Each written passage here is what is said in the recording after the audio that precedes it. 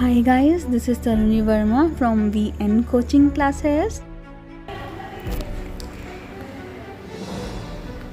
So guys, हमारे chapter number 5 के next वाले पार्ट को स्टार्ट करने से पहले आई होप कि आपने प्रीवियस पार्ट्स भी देख लिए होंगे, क्योंकि अगर आपने प्रीवियस पार्ट सही से नहीं देखे हैं तो ये वाला पार्ट भी समझने का कोई फ़ायदा नहीं है।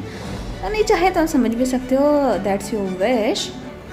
और ठीक है, हमारे 6 बजे मिलने के प्रॉमिस के साथ हम अपना स्टार्ट करते हैं चैप्टर नंबर 5 का पार्ट नंबर 2, सैनिक विद्रोह जब जन विद्रोह बन गया। ऐसा क्या हुआ था? प्रीवियस चैप्टर में हमने पढ़ा था कि सैनिक विद्रोह कैसे स्टार्ट हुआ था, बट ऐसा क्या हुआ, ऐसे कैसे कैसे सर्कमस्टांसेस बने कि सैनिक विद्रोह जो सैनिकों के साथ साथ है वो आम जनता भी उस विद्रोह में शामिल हो गई। हमने हमारा लास्ट वाला पार्ट छोड़ा था सोर्सेज के साथ ही, ऐसे 2 सोर्सेज जिससे मालूम पड़ा था कि इस विद्रोह की तैयारी कैसे चल रही थी, मेरठ छावनी से कैसे स्टार्ट हुई थी और कैसे कैसे गाय और सुअर की चर्बी लगे कारतूसों का यूज़ करने का जो भी र्यूमर था, जो अफवाह थी, वो धीरे धीरे करके कैसे फैली पूरे हिंदुस्तान में। एक सैनिक विद्रोह एक पूरे हिंदुस्तान का, एक पूरे देश का विद्रोह कैसे बन गया। यद्यपि शासक और प्रजा के बीच संघर्ष कोई अनोखी बात नहीं होती, और बट कभी कभी ये संघर्ष इतने फैल जाते हैं कि राज्य की सत्ता भी छिन्न भिन्न हो जाती है। जब बहुत सारे लोग मानने लगे कि उनका शत्रु एक है और इसके लिए वे सब कुछ करना चाहते हैं, तो इस तरह की स्थिति में, इस तरह की हालात में अपने हाथ में लेने के लिए लोगों को संगठित होना पड़ता है। उन्हें संचार, पहलकदमी और आत्मविश्वास का परिचय देना होता है। संचार मतलब कम्युनिकेशन, उसको स्प्रेड आउट करना कि हाँ कुछ ऐसा होने वाला है। जैसे हमारे प्रीवियस पार्ट के हमने एक उसमें पढ़ा था कि जो सोर्स नंबर 1 थी उसमें विष्णु गुप्त क्या बोलते हैं कि वो जब अपने चाचा के साथ कहीं जा रहे थे मथुरा में एक यज्ञ आयोजन के लिए, तो सैनिकों ने उनको रोका। सैनिकों ने उनको बताया कि ऐसा विद्रोह होने वाला है, मतलब कि ये संचार था। पहलकदमी मतलब इनिशिएटिव, कौन इसको स्टार्ट करेगा। और आत्मविश्वास, बिना आत्मविश्वास के तो चाहे किसी भी इंसान में कितना भी टैलेंट हो या फिर कितना भी हिम्मत क्यों ना हो, बट अगर आत्मविश्वास नहीं है तो उस हिम्मत का भी कोई फ़ायदा नहीं है। सो उन्हें अपने संचार, पहलकदमी और आत्मविश्वास का परिचय देना होता है। भारत के उत्तरी भागों में 1857 में ऐसी ही स्थिति पैदा हो गई। फतेह और शासन के बीच 100 साल बाद, गाइस यहाँ से ना एक पॉइंट हमारा बाहर निकल के आता है कि जब मुगलों ने हमारे इंडिया के ऊपर आक्रमण किया, ठीक है, वो करीब 700 से माना जाता है कि जब 712 में पहला आक्रमण किया गया था मोहम्मद बिन कासिम के द्वारा राजा दाहिर पर, वो पहला आक्रमण माना जाता है। बट जो रियल है कि जब सत्ता स्थापित हुई वो सन 1100 से हुई, ठीक है, और यह है 1800। आपने कभी ये वाली बात सोची है कि जो जनता किसी दूसरे के शासन को 800 से 900 साल आराम से एक्सेप्ट कर रही है। हाँ ठीक है, स्टार्टिंग में कुछ प्रॉब्लम्स हुई बट बाद में वो सब कुछ एक्सेप्ट कर चुके हैं। तो उसी जनता ने, उसी देश की वो सब कुछ समन्वय के साथ सहने वाली, उस समन्वय के साथ रहने वाली जनता ने सिर्फ 100 सालों में बगावत क्यों कर दी? ऐसा क्या होगा? क्या अंग्रेज़ों के शासन में कमी थी या जनता में? बिल्कुल, इस वाले पॉइंट को ना एक बार आप ज़रूर सोचना। ये वीडियो यहीं पर रोकता है, ठीक है। सो अब आगे बढ़ते हैं कि 100 साल बाद ईस्ट इंडिया कंपनी को एक भारी विद्रोह से जूझना पड़ा। 1857 में शुरू हुई इस बगावत ने भारत में कंपनी का अस्तित्व भी खतरे में डाल। ऐसा क्यों हुआ? क्योंकि मेरठ से शुरू करके सिपाहियों ने कई जगह बगावत की। गाइस इम्पोर्टेंट पॉइंट, बगावत शुरू कहाँ से हुई थी? 1857 का महान विद्रोह या फिर महान क्रांति कहाँ से शुरू हुई थी? समाज के विभिन्न तबकों के असंख्य लोग विद्रोही तेवरों के साथ उठ खड़े हुए। गाइस अच्छा आप मुझे एक बात बताइए कि जैसे आप लोगों ने वैसे भी हिंट पढ़ा ही होगा कि भाई गांधी जी ने आंदोलन किए, उसने आंदोलन किए या फिर आंदोलन में शामिल हुए, पर 1857 की जो घटना है उसको आंदोलन क्यों नहीं बोला जाता, उसको क्रांति क्यों बोली जाती है? ठीक है, आंसर प्लीज़ कमेंट बॉक्स में। Guys this is not done कि मैं कुछ भी क्वेश्चन पुट करती हूँ आप उसका आंसर नहीं देते हैं।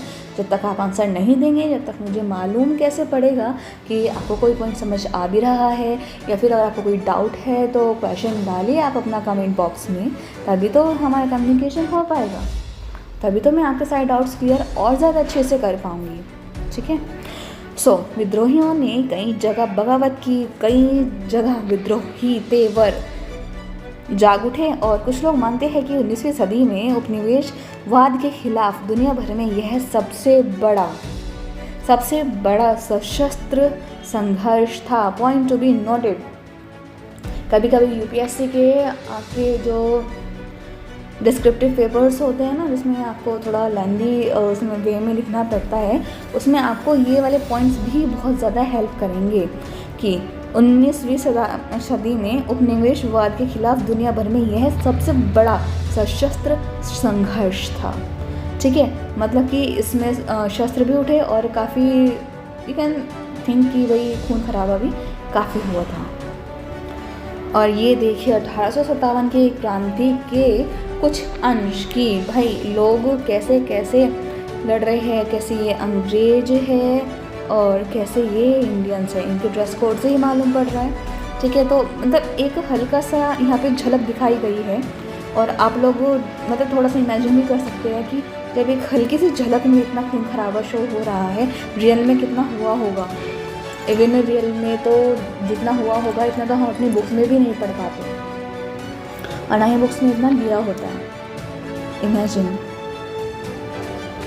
मेरठ से दिल्ली तक डेट याद रखना।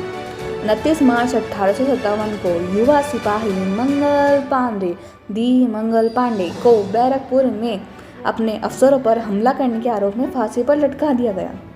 चंद दिन बाद मेरठ में तैनात कुछ सिपाहियों ने नए कारतूसों के साथ फौजी अभ्यास करने से इनकार कर दिया। क्यों? क्योंकि उसमें लगे हुए थे गाय और सुअर की चर्बी। किसमें? कारतूसों में यार, जिसको मुंह से खोलना पड़ता था। 85 सिपाहियों को नौकरियों से निकाल दिया और उन्हें अपने अफसरों का हुक्म न मानने के आरोप में 10 साल की सजा भी दी गई। यह 9 मई 1857 की बात है। गाइस यहाँ पे जो भी डेट्स मेंशन की गई है उसका ध्यान रखना, क्योंकि आप चाहे 8th क्लास में हो या फिर यूपीएससी की तैयारी कर रहे हो या फिर किसी और भी गवर्नमेंट एग्ज़ाम की प्रिपरेशन कर रहे हो, ये डेट्स आपको बहुत ज़्यादा हेल्प करने वाली है आपका एग्ज़ाम क्रैक करने के लिए। और गाइस आई होप अब तक आपने इसको सब्सक्राइब, लाइक और शेयर भी कर दिया होगा। अगर नहीं किया है तो जल्दी से इसको कर दीजिए, ताकि आगे मैं भी ऐसी मोटिवेशनल और ऐसी वीडियोस बनाती रहूं और इससे अच्छा बनाने का ट्राई करूं। ठीक है, यहाँ पे हमें 2 डेट्स दी गई है, 29 मार्च 1857 और 9 मई 1857। गाइस 9 मई को एक बहुत ही महान योद्धा का बर्थडे सेलिब्रेट किया जाता है। हमारे इंडिया के वो महानतम योद्धाओं में से एक है। गाइस तो उनका नाम मेंशन कीजिएगा प्लीज़ कमेंट बॉक्स में। ठीक है, देखते हैं कितने लोगों को याद है। और गाइस 10 तारीख को क्या हुआ?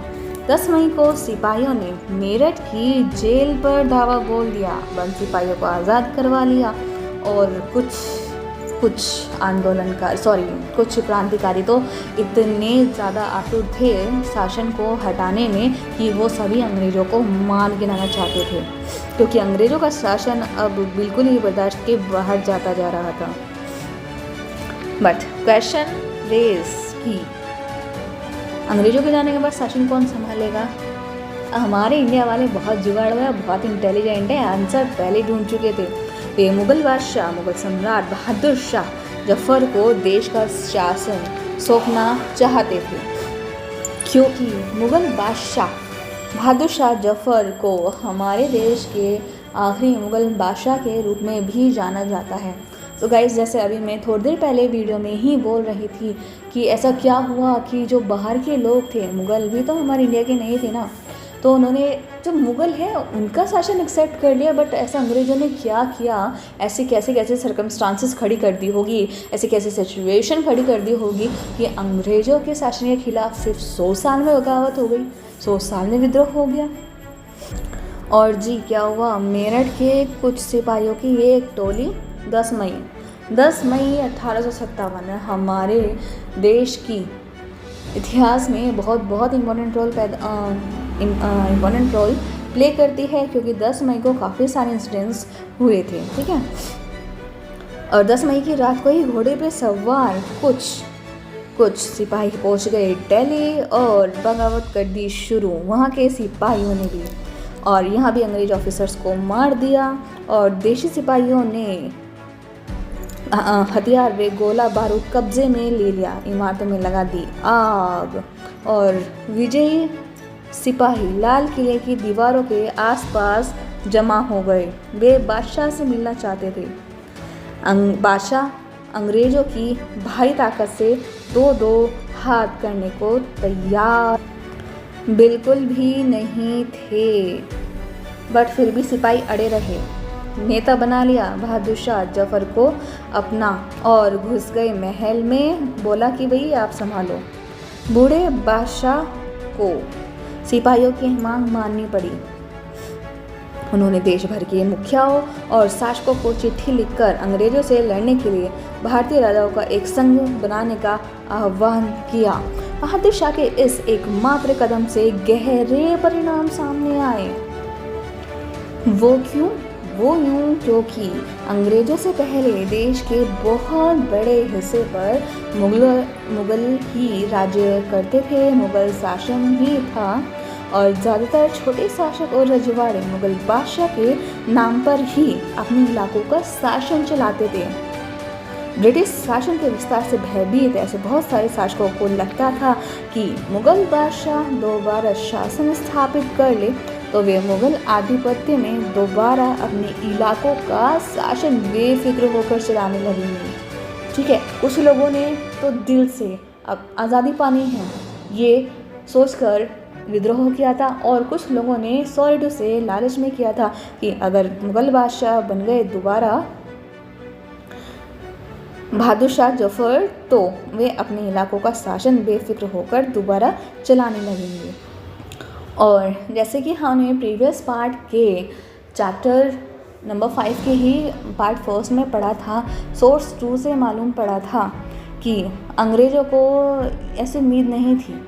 अंग्रेज़ों को लगता था कि ये छोटा मोटा विद्रोह है, करते रहते हैं फिर दब जाएगा, बट अब की बार ऐसा बिल्कुल भी नहीं हुआ।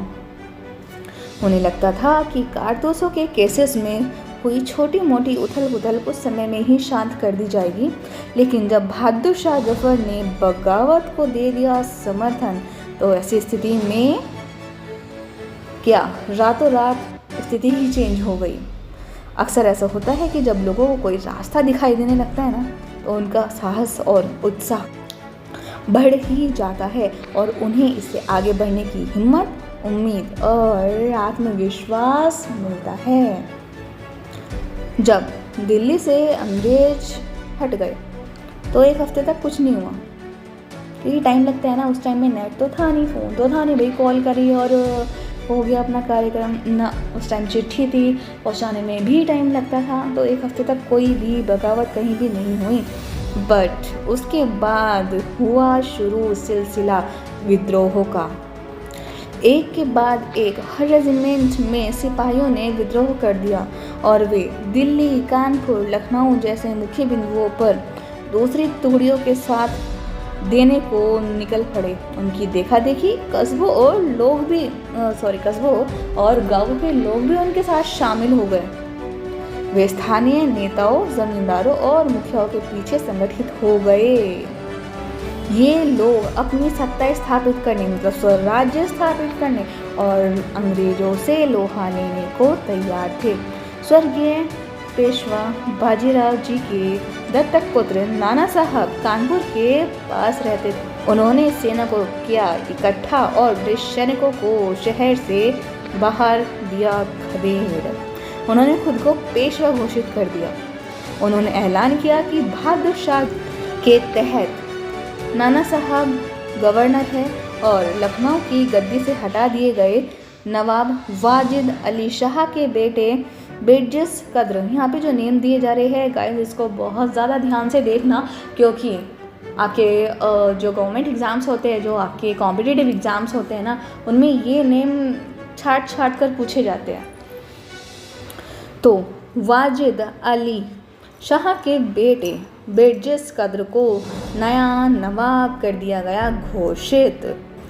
जब बेरजिस कद्र को नवाब घोषित कर दिया गया, उसके बाद हमारे भारत के 1870